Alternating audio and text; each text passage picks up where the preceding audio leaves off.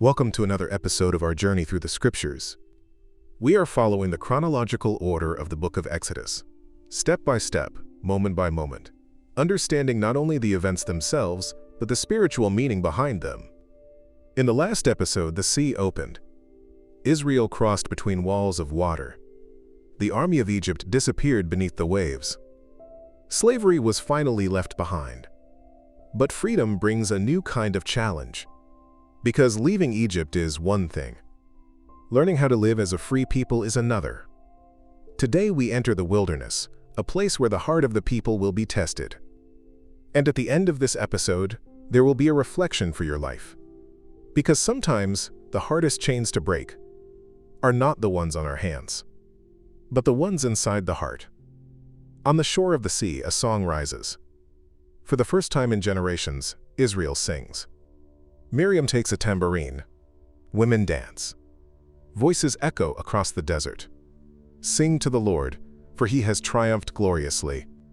The horse and its rider he has thrown into the sea. It is a moment of pure joy, victory, relief.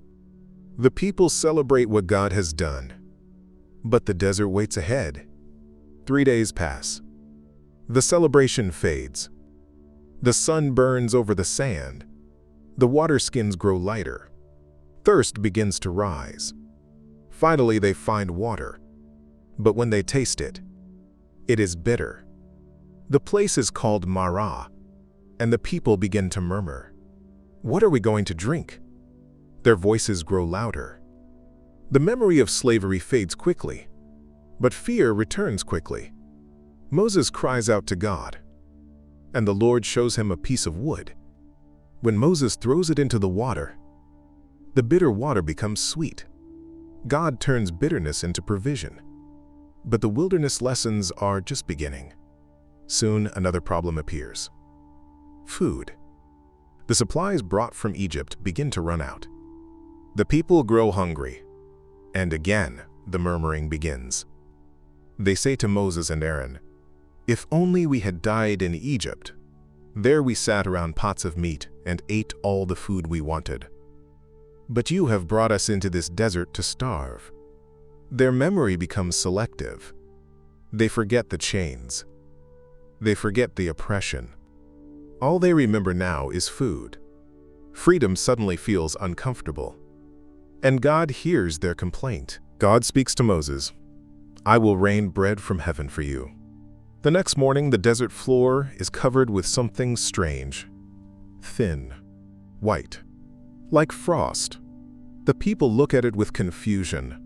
What is it? In Hebrew, that question sounds like manhu, which becomes the name, manna, bread from heaven. God gives them a simple instruction. Each day, gather only what you need. No more, no less. Tomorrow's provision will come tomorrow. The wilderness is teaching them something new. Dependence. Trust. Not once a year, not once a month, but every single day. But the desert tests the heart again.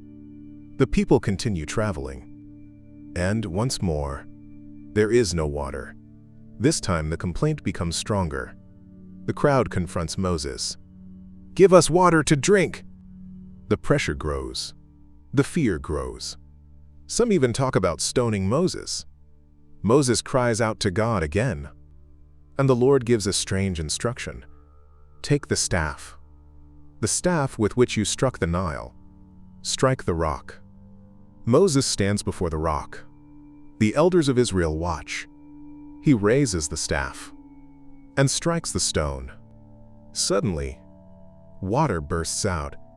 Clear, fresh, enough for everyone. Water flowing from solid rock. In the middle of the desert, Israel has crossed the sea. They have seen miracles. They have watched the impossible happen. And yet, their hearts still struggle. Because freedom from Egypt happened in a single night. But freedom inside the soul takes time. The wilderness becomes a classroom.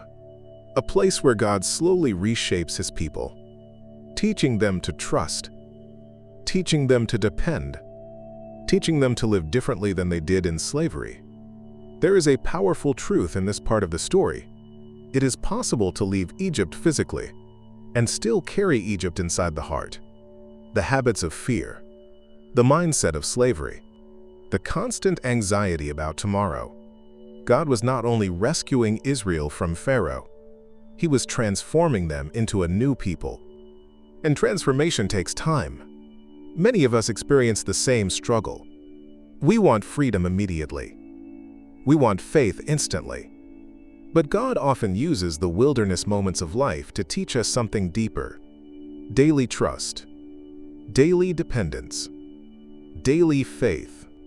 Because true freedom is not only about where you are, it is about who you are becoming. But the journey through the wilderness is about to change again. Soon, Israel will arrive at a mountain, a place where heaven will touch the earth. Thunder, fire, clouds, and a voice that will speak to an entire nation. In the next episode, we arrive at Mount Sinai, where God will establish a covenant with His people and give them the law that will shape their future.